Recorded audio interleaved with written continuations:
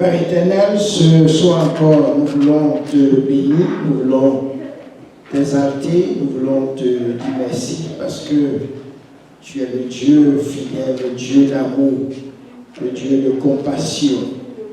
Et c'est dans ton amour encore que nous sommes ce soir. Et c'est toi, le Dieu tout-puissant, le Dieu qui aime, qui va parler. Et nous prions ce soir que ta parole puisse accomplir ta volonté dans la vie de tout un chacun. Et que ta parole exécute tes desseins. Car nous savons que ta parole ne retourne pas à toi sans avoir accompli son effet dans la vie de tes enfants. Et toi, tu ne parles pas en vain. Bénis cette parole et que toute la gloire te revienne.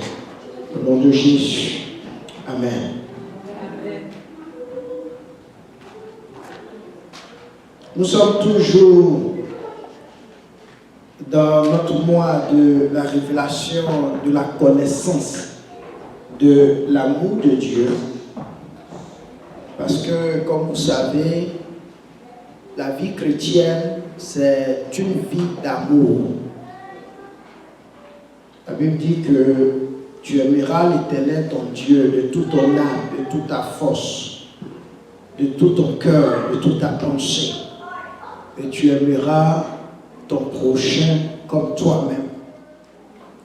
Et c'est pour cela que nous allons continuer ce soir, toujours dans cette même perspective, et nous allons voir un aspect de l'amour de Dieu, à savoir l'amour de Dieu, comment il manifeste son amour envers nos ennemis. Le vendredi dernier, nous étions ici et nous avons passé vraiment du temps dans la prière. Nous avons prié vraiment pour nos ennemis. Nous avons prié pour vos ennemis. Nous avons prié contre l'ennemi de la grande moisson. Et quand nous sommes arrivés à la maison, mon épouse m'a posé une question qui va donc m'amener, avant d'entrer même dans le but du sujet, de faire un éclaircissement. Elle m'a demandé, et voilà sa question, si nous devons aimer nos ennemis, pourquoi, quand on prie, on envoie le feu sur nos ennemis?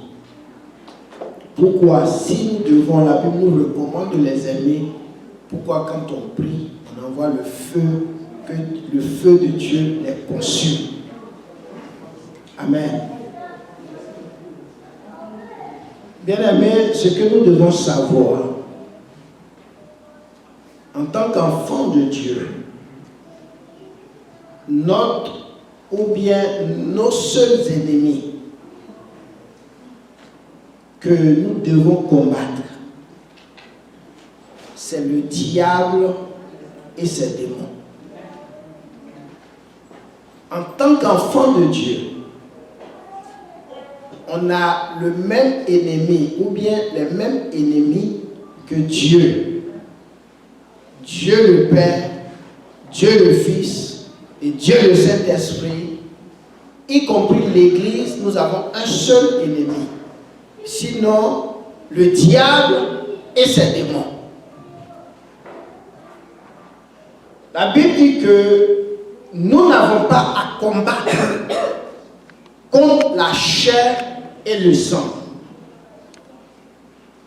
mais contre les dominations, contre les autorités, contre les princes de ce monde. Vous savez, ce monde-là est dirigé par des princes.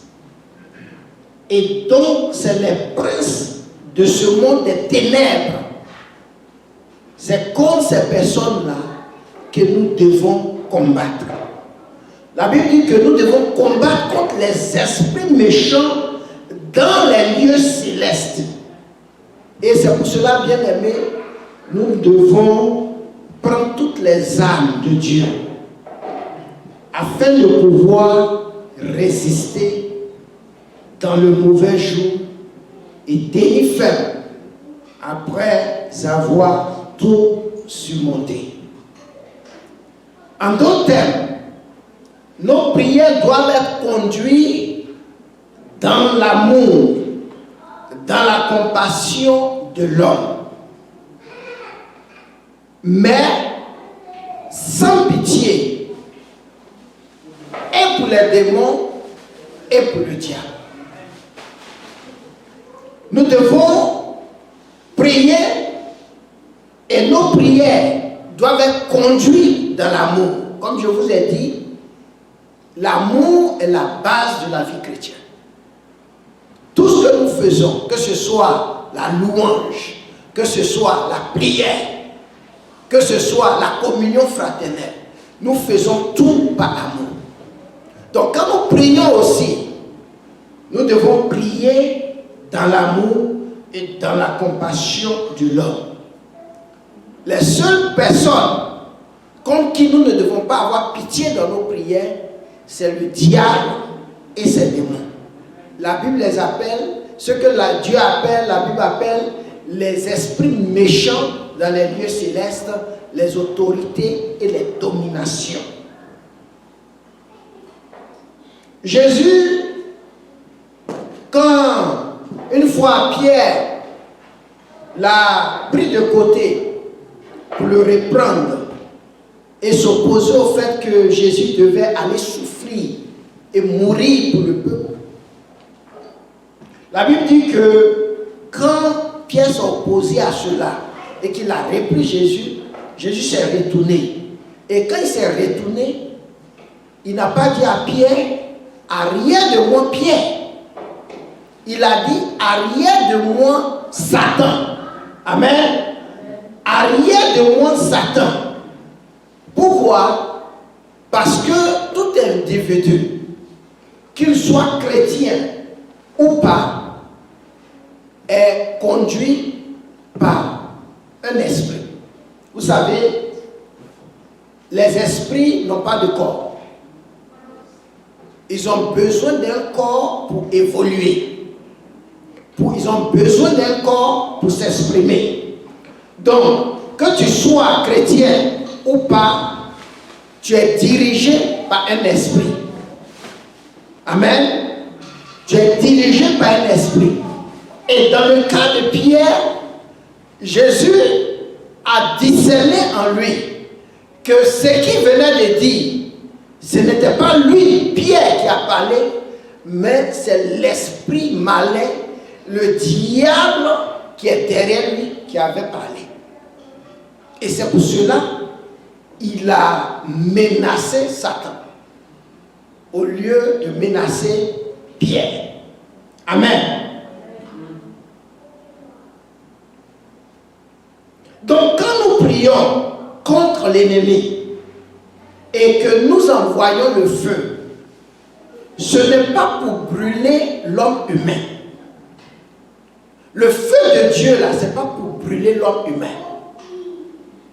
N'est-ce pas? Ce n'est pas pour brûler ton mari. Ce n'est pas pour brûler cette femme. Ce n'est pas pour brûler cette tante au village, même si elle est sorcière. Amen. Le feu de Dieu que nous invoquons, c'est pour dévorer, c'est pour consumer les esprits méchants qui animent ces personnes. Alléluia.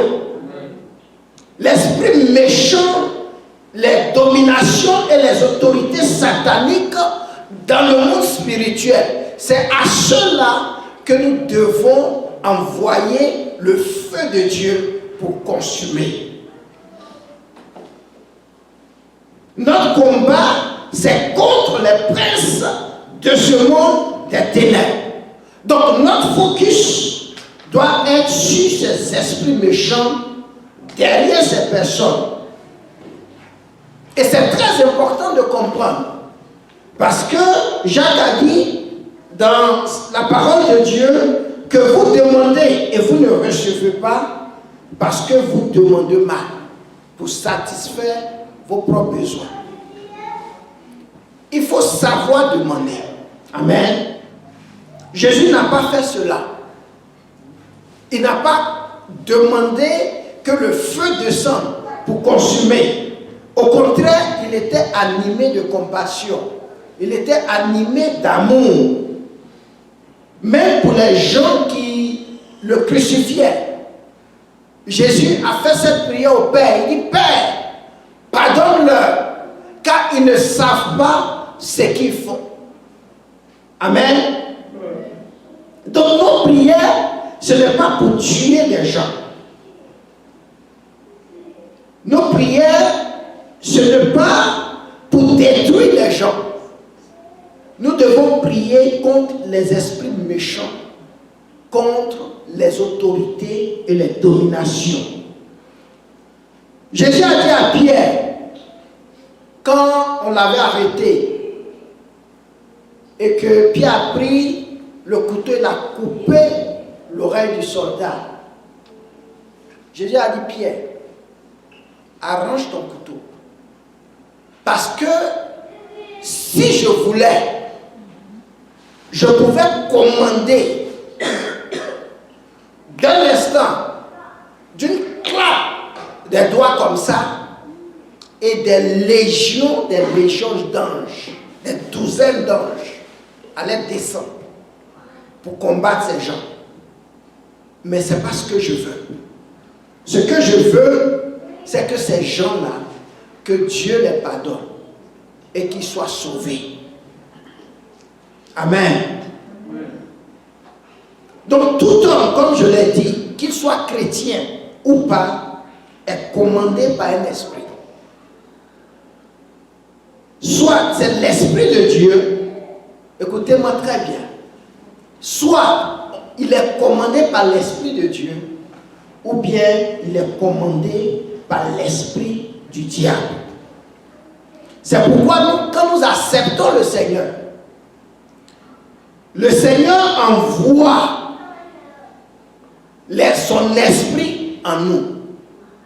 Parce que à l'instant où nous acceptons le Seigneur, l'Esprit de Dieu qui vient habiter en nous doit maintenant nous guider, doit maintenant nous commander ce que nous devons faire. Et ce que nous devons faire, c'est pour la gloire, pour donner gloire au Père. Amen. Donc Dieu envoie son esprit en nous, parce que comme je l'ai dit, un esprit n'a pas de corps, mais il a besoin d'un corps pour s'exprimer. Donc pour nous distinguer des enfants du diable, le Seigneur envoie donc son esprit. Parce qu'il y a deux camps. Soit tu es chez le diable, soit tu es chez Dieu. Il n'y a pas de demi-mesure. Amen. Et la Bible dit qu'on les connaîtra aussi par leurs fruits. Donc celui qui est animé par l'esprit du diable, le diable va toujours le manipuler pour attaquer un enfant de Dieu. Le diable va manipuler cette personne qui est animée, qui est commandée par l'esprit du diable à haïr un enfant de Dieu. Il va donc commander cet homme-là pour qu'il puisse te mépriser, pour qu'il puisse te maltraiter et pour qu'il puisse te persécuter. Il va même commander à cette personne, souvent même de te maudire. On connaît l'histoire de Balak et de Balaam. Vous voyez, c'est pour cela nous devons envoyer le feu contre l'esprit méchant qui est derrière une personne. Nous allons ouvrir notre Bible dans l'évangile de Jean chapitre 13. À partir du verset 1er, nous allons lire et nous allons tirer quelques leçons. Jean chapitre 13, verset 1 à à 17. Parlez donc de la révélation de l'amour de Dieu envers nos ennemis. Jésus savait que le Père avait remis toutes choses en ses mains, qu'il était venu de Dieu et qu'il s'en allait de Dieu à Dieu, se leva de la table, ôta ses vêtements et prit un linge dont il se ceignit. Ensuite, il versa de l'eau dans un bassin et il se mit à laver le pied de ses disciples et à les essuyer avec un linge dont il était saint. Alléluia. Une histoire très très intéressante. Donc le verset 1 que nous avons lu, la Bible dit que Jésus est venu et avant de partir du monde, il voulait donner aux siens, il voulait donner aux disciples une marque suprême de son amour pour eux. Lui, c'est qu'on dit qu'il a mis le comble à son amour pour eux. Il a mis le comble à son amour pour eux. Donc quand tu aimes véritablement, l'amour va te pousser à démontrer cet amour, à agir pour montrer à quel point tu aimes une personne. Et c'est ce que Jésus a fait. Comment tu marques cet amour que tu dis que tu as pour ton prochain? Comment tu marques, bien-aimé, l'amour que tu dis que tu as pour ton époux ou pour ton épouse? Comment est-ce que tu marques cela? La Bible dit que Jésus voulait marquer de son amour.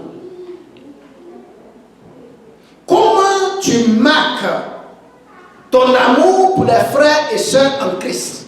C'est très important. Comment marques-tu cet amour divin en toi à tes collègues au travail? Comment tu marques cet amour? Comment tu marques l'amour de Dieu en toi à ce voisin qui, quand tes enfants sautent un peu, viennent taper à ta porte? Comment tu marques ton amour pour cet homme ou bien pour cette femme? C'est important que nous marquons notre amour. La Bible dit que Jésus, avant de partir, a mis le comble à son amour pour les disciples.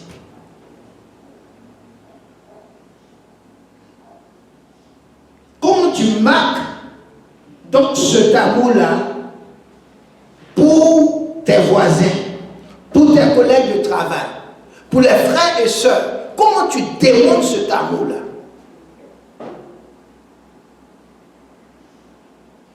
Comment tu marques cet amour à cette collègue, à ce collègue qui ne cesse de t'enquiquiner, qui te rend la vie difficile, même au travail? Comment tu marques ton amour pour cette personne? En tant que chrétiens, nous avons les gènes de Dieu en nous. Donc nous avons l'amour de Dieu en nous. Et l'amour de Dieu ne doit pas se limiter aux frères et aux sœurs.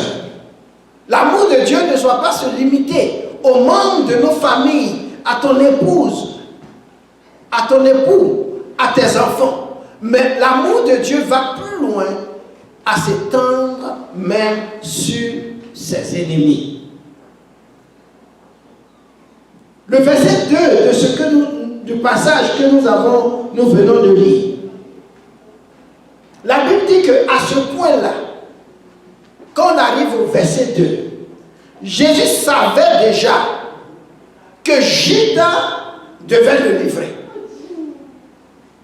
Jésus savait que Judas allait le trahir dans les minutes qui suivent. Mais cela n'a pas empêché Jésus de manger à la même table que Judas. Ça n'a pas empêché Jésus de mettre le comble à son amour pour Judas. Ça n'a pas empêché Jésus de donner la marque suprême de son amour à Judas.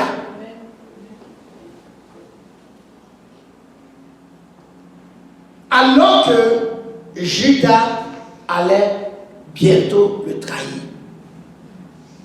La Bible dit que Jésus a voulu démontrer, mettre le comble à son amour pour lui. Ça ne l'a pas empêché de laver les pieds de Judas pour lui montrer sa marque suprême de son amour. Jésus aimait ses détracteurs. Jésus aimait ses ennemis. C'est pourquoi il nous demande d'aimer aussi ceux qui nous haïssent. Ça, c'est la nature de Dieu. Et en tant qu'enfant de Dieu, nous devons aimer nos ennemis. Dans Matthieu 5, verset 43, la Bible dit, et c'est Jésus qui parle, il dit, vous avez appris qu'il a été dit, tu aimeras ton prochain et tu haïras ton ennemi. Mais moi, Jésus, je vous dis, aimez vos ennemis, bénissez ceux qui vous maudissent, faites du bien à ceux qui vous haïssent et priez pour ceux qui vous maltraitent et qui vous persécutent. Afin que, verset 45 dit, afin que vous soyez fils de votre Père qui est dans les cieux. Quand nous aimons nos ennemis, quand nous bénissons ceux qui nous maudissent, quand nous faisons du bien à ceux qui nous haïssent, quand nous prions pour ceux qui nous maltraitent ou qui nous persécutent, quand nous faisons cela, c'est la preuve tangible que nous sommes réellement des enfants de Dieu. Amen. Nous ne devons pas aimer seulement ceux qui nous aiment. Nous ne devons pas prier seulement pour ceux qui nous bénissent. Et mais au contraire, nous devons aussi prier, nous devons aussi bénir comme Dieu l'a fait. De la même manière, il fait descendre la pluie sur les bons et les méchants. De la même manière, le soleil de Dieu brille sur les méchants et sur les bons, les justes. Alors, est-ce de même, les enfants de Dieu, Dieu attend de nous que nous manifestions notre amour à l'égard de nos ennemis. Nous devons bénir, nous sommes appelés à bénir et non à maudire. Nous devons prier pour ceux qui nous font le mal. Est-ce que quelqu'un ici ce soir a du mal à aimer? Quelqu'un ici ce soir a du mal à bénir ou à prier pour quelqu'un, même en ce moment qui est en train de te faire du mal, à te persécuter? Est-ce que quelqu'un ici ce soir a du mal à faire du bien à cet homme, à cette femme qui t'a fait des faux coups dans le passé, qui t'a mis dans un pétrin, qui t'a accusé à tort et à travers? Dieu te commande, si tu es là ce soir, d'aimer cette personne, d'aimer ce mari, d'aimer cette épouse, d'aimer ce manager au travail, d'aimer ce collègue au travail, ce voisin qui nuit et jour te dérange. C'est à cela que nous sommes appelés. Amen. Dans Proverbe 25, à partir du verset 21, la Bible dit, si ton ennemi a faim, donne-lui à manger. S'il a soif, donne-lui de l'eau à boire. Car ce sont des charbons ardents que tu amasses sur sa tête et l'Éternel te récompensera. Amen. Et l'Éternel te récompensera. Si ton ennemi a faim, donne-lui à manger. S'il a soif, donne-lui à boire. Et l'Éternel te récompensera. En le faisant, tu amasses des braises de charbon sur sa tête. Donne-lui à manger, qui mange, qui boive de ton eau. Toi, tu auras la récompense. Mais lui, il est en train d'amasser les braises, les charbons ardents sur sa tête. Amen. Donc la révélation de la connaissance de l'amour de Dieu, c'est d'aimer nos ennemis. C'est d'aimer ceux qui nous persécutent. C'est d'aimer ceux qui nous haïssent, ceux qui nous maltraitent. Et c'est là qu'on voit un vrai enfant de Dieu. Quand tu fais du bien à ceux qui te haïssent, quand tu aimes tes ennemis et que tu les bénis alors qu'ils te maudissent. Jésus à la croix de Golgotha, je vous ai déjà dit, il a fait cette prière: Père, pardonne-leur, parce qu'ils ne savent pas ce qu'ils font. Alors qu'ils étaient en train de partager ses vêtements, alors qu'ils étaient en train de tirer au sort ses vêtements, la Bible dit qu'il le crucifiait. La Bible dit qu'il se moquait de lui. Il disait même: sauve-toi, si tu dis que tu es le Fils de Dieu, tu es le Christ, sauve-toi. Il se moquait de lui. Mais tout ce que Jésus avait à dire: Père, pardonne-leur, car ils ne savent pas ce qu'ils font. Nous devons aimer nos ennemis. Nous devons bénir ceux qui nous maudissent. Nous devons faire du bien à ceux qui nous haïssent. C'est à cela que le Seigneur nous a appelés. Alléluia. Bien-aimés, si nous sommes enfants de Dieu, nous n'avons pas un autre choix que d'aimer nos ennemis, de prier pour eux. C'est la nature de Dieu et par conséquent, c'est notre nature. La révélation de l'amour de Dieu, c'est d'aimer aussi nos ennemis. Amen. Nous pouvons aussi lire dans Luc 6, le verset 27. Amen. Luc 6, verset 27, la Bible dit: mais je vous dis, à vous qui m'écoutez, aimez vos ennemis, faites du bien à ceux qui vous haïssent, bénissez ceux qui vous maudissent, priez pour ceux qui vous maltraitent. Si quelqu'un te frappe sur une joue, présente-lui aussi l'autre. Si quelqu'un prend ton manteau, ne l'empêche pas de prendre encore ta tunique. Donne à quiconque te demande et ne réclame pas ton bien à celui qui s'en empare. Ce que vous voulez que les hommes fassent pour vous, faites-le de même pour eux.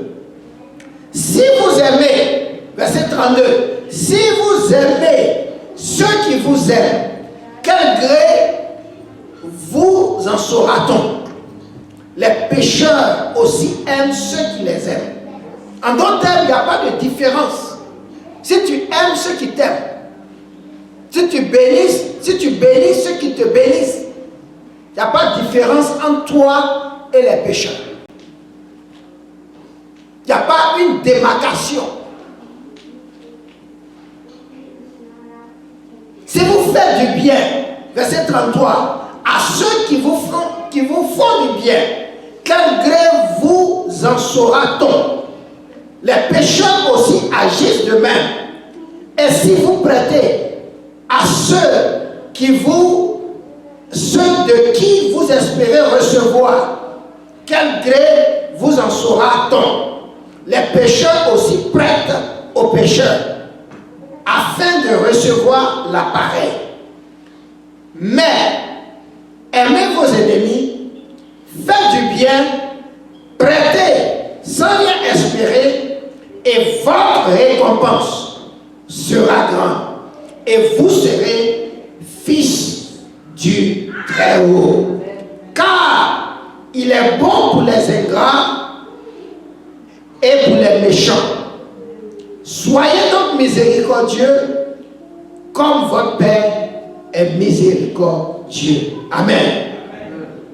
Vous voyez ici, nous devons aimer nos ennemis. Si nous avons les gènes de Dieu en nous, si le sang de Dieu coule en nous, nous n'avons pas d'autre choix que d'aimer nos ennemis, de bénir ceux qui nous maudissent, de faire du bien à ceux qui nous haïssent. Et ça, c'est la parole de Dieu. Ça, c'est la nature de Dieu. Amen. Revenons à notre passage de base, dans Jean 13. Jean 13, verset 6. On dit, Pierre lui dit, toi, Seigneur, tu me laves les pieds. Rappelons-nous que Jésus lavait les pieds de ses disciples pour mettre le comble à son amour pour eux. N'est-ce pas? Pour marquer son amour pour eux. Et voilà Pierre ici. Jésus lave les pieds de ses disciples. Il arrive chez Pierre et Pierre dit non, toi, je ne peux pas laver mes pieds. Je ne te laisserai pas laver mes pieds. Pierre voulait refuser à Jésus ce acte d'amour. Il voulait refuser à Jésus de mettre le comble à son amour pour lui. Et c'est la même chose. Certaines personnes, certains chrétiens font dans l'église.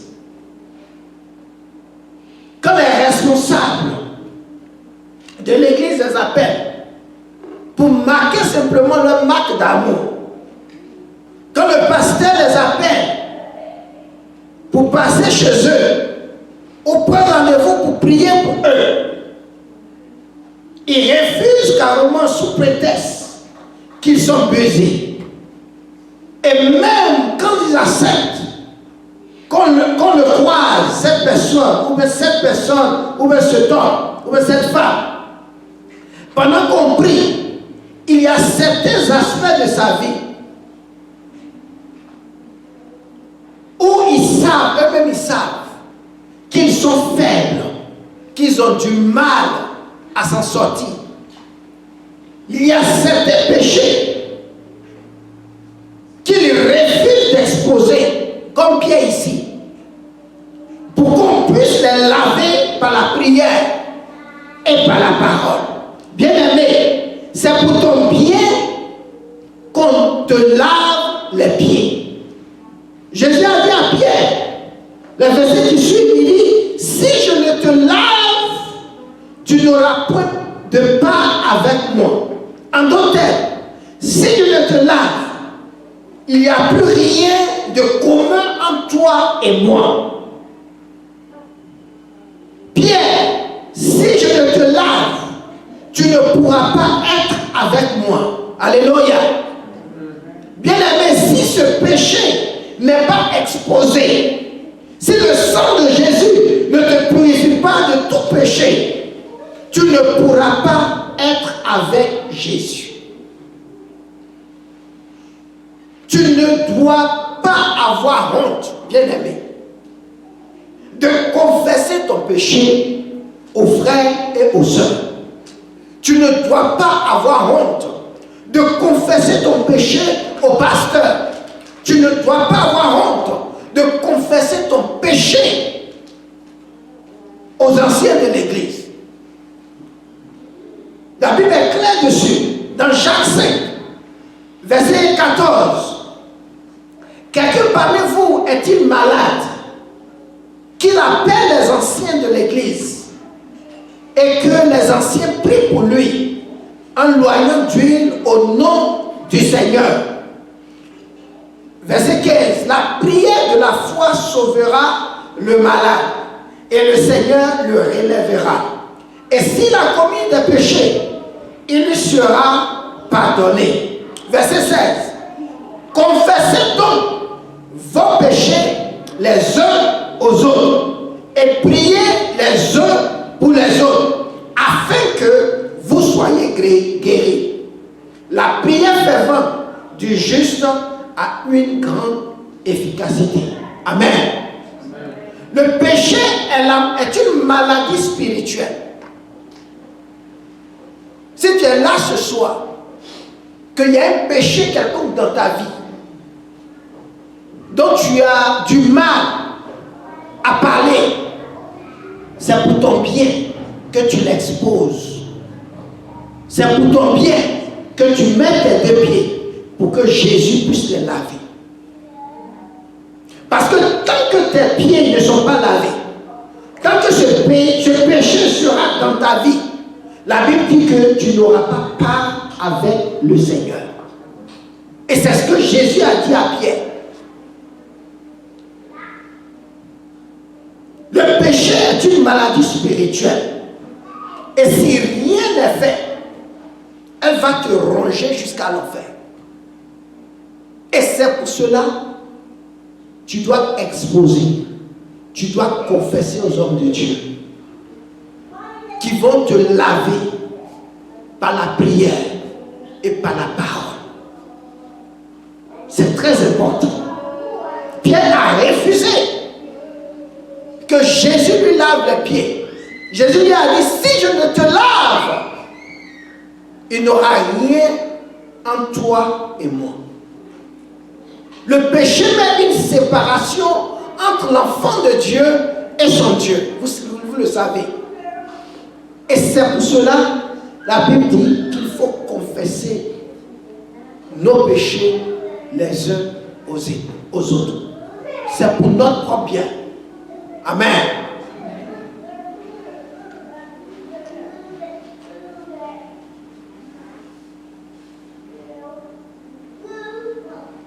Bien-aimé, s'il y a des domaines dans ta vie, s'il y a certains aspects de ta vie qui sont encore sales,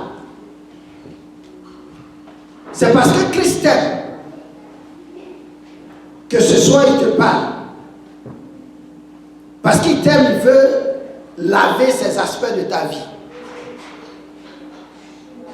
Si tu ne les exposes pas, pour que le sang de Jésus les lave, tu ne pourras pas être avec le Seigneur. L'Esprit du Seigneur en toi, c'est pour qu'un jour, c'est pour qu'au jour de l'avènement, tu sois présenté à Dieu sans tache ni ride. Éphésiens 5, verset 5, il dit, comme Christ a aimé l'Église et s'est livré lui-même pour elle, afin de la sanctifier par la parole, après l'avoir purifiée par le baptême d'eau. C'est dommage qu'aujourd'hui, nos frères et sœurs passent par le baptême d'eau, après être purifiés par le baptême d'eau, après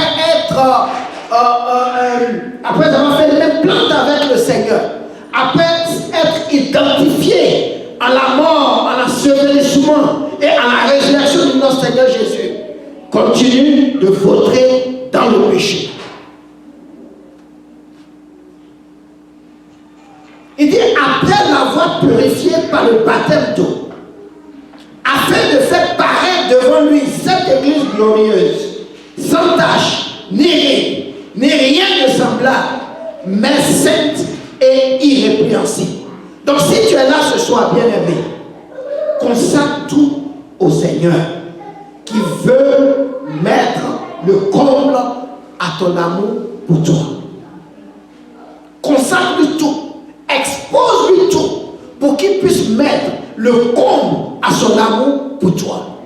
Il ne faudrait pas qu'il y ait des zones sombres dans ta vie, que Jésus, le sang de Jésus, n'ait passé et lavé. Tu dois tout exposer au Seigneur, parce que c'est pour ton propre bien. Amen. Donc si tu es là ce soir, expose-lui cet aspect sombre de ta vie. C'est vrai, ce n'est pas facile. Tu n'aimes pas parler de ça. Personne ici ne le connaît. Mais sache que Dieu le connaît. Et c'est par amour pour toi que Jésus a prêté cette bassine pour te laver ce soir. Proverbe 28, 13 dit, celui qui cache ses transgressions ne prospère point. Mais celui qui les avoue et les délaisse obtient miséricorde. Dieu veut t'accorder sa miséricorde. Et c'est pour cela qu'il prend le temps ce soir de prendre une bassine, de la remplir du sang de Jésus et te laver ce soir.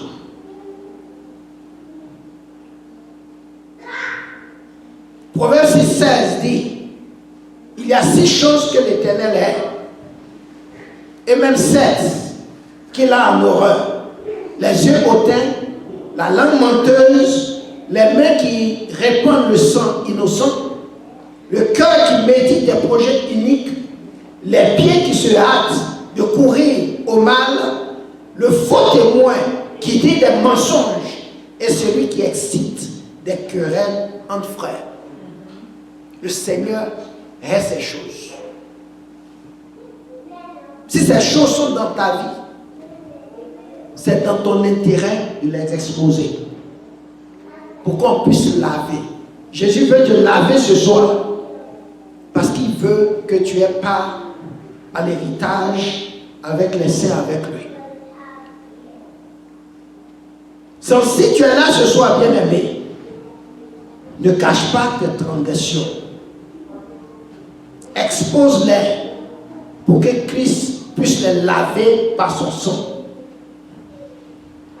Si c'est ton désir le plus ardent d'être avec le Seigneur, d'avoir part avec Christ, d'avoir part à l'héritage avec les sanctifiés qui leur est réservé dans le ciel, alors fais comme Pierre, fais comme l'apôtre Pierre ce soir au verset 9.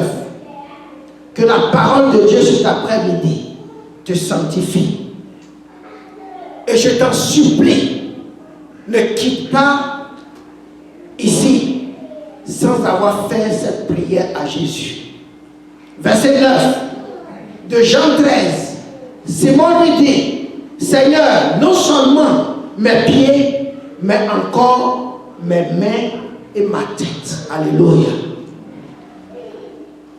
Ta consécration, la consécration de ton corps dépend de ta relation avec Christ.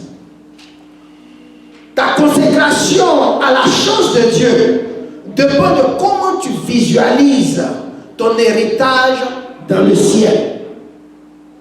Ta consécration dépend de quelle importance tu accordes à ton trésor dans le ciel. Si le ciel est tout pour toi, bien-aimé, si le ciel est ta priorité, alors tu vas te consacrer. On n'aura pas besoin de courir après toi pour les choses qui demain vont te profiter pour l'éternité. Simon Pierre a dit, si c'est ça, si tu dois laver mes pieds pour que j'ai part avec toi, alors, Seigneur, ne lave pas seulement mes pieds. Non, non, non. Lave mes mains. Lave ma tête. En d'autres termes, je te consacre tout. Oui, prends tout, Seigneur. Rends-moi entièrement pur. Je ne veux pas que quelque chose m'empêche d'être avec toi. Est-ce que c'est cela, bien-aimé, le désir de ton cœur ce soir?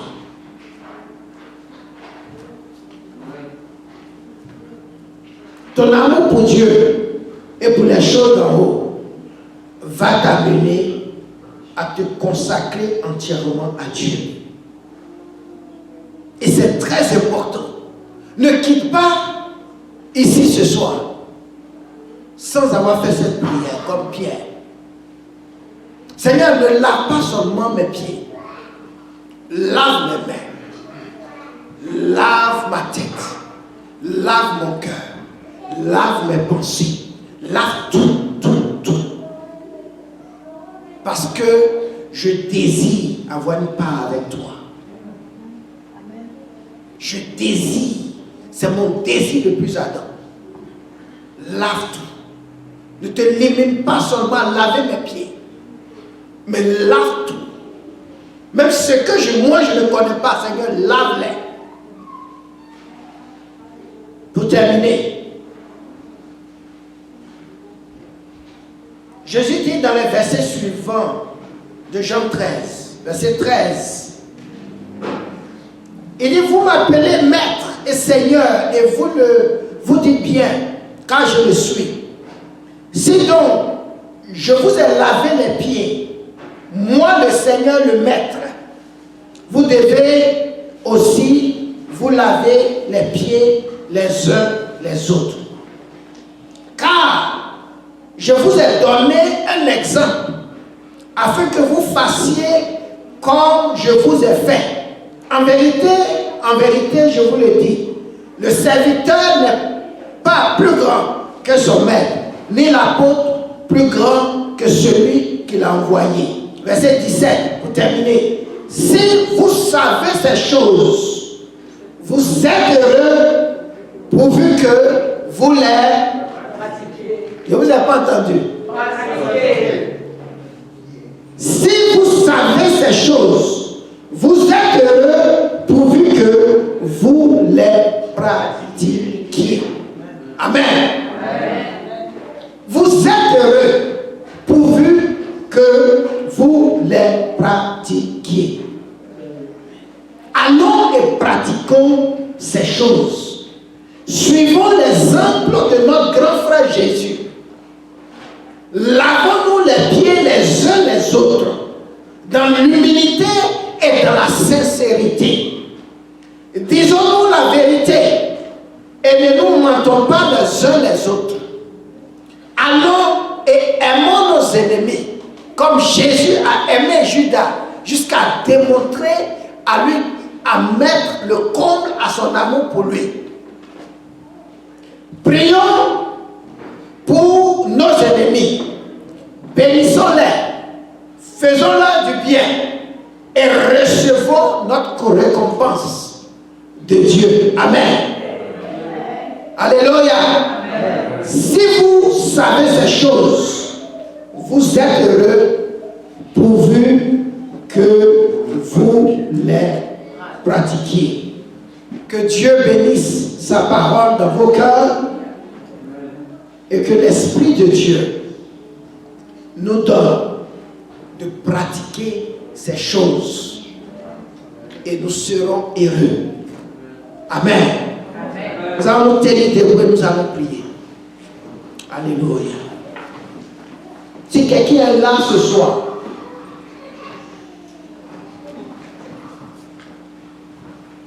et que l'Esprit de Dieu t'a parlé, tu es convaincu qu'il y a des aspects sombres, il y a des parties de ta vie qui n'ont pas été lavées par le sang de Jésus, pour lesquelles il y a des péchés que tu continues de miroiter, et que le Seigneur t'a parlé, l'Esprit de Dieu t'a parlé, et tu es convaincu en ton âme et conscience que Dieu t'a parlé ce soir, tu vas prier comme Pierre. Tu vas dire, Seigneur, je reconnais. À cause de la révélation de ton amour pour moi, je ne veux pas seulement que tu laves mes pieds, mais lave-moi entièrement. Lave mon cœur, lave mes pensées et donne-moi la force de pratiquer ta parole, de mettre ta parole en pratique. Pardonne-moi mes offenses.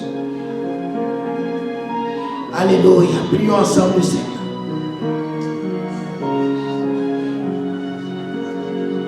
Ne sors pas d'ici sans avoir demandé pardon, sans avoir confessé ce péché, sans être repenti de ce péché. Parce que Dieu ne parle pas en vain. C'est dans son amour, pour mettre le compte à son amour, que ce soit encore il t'a parlé.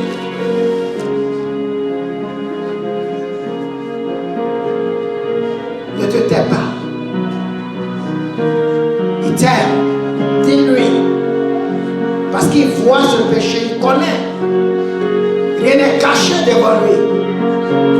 Dis-lui, demande-lui de te pardonner, de te sanctifier, de te rendre pur, afin que tu aies part avec lui. Dans le nom de Jésus. Alléluia, merci Seigneur. Toute la gloire te revient, Seigneur.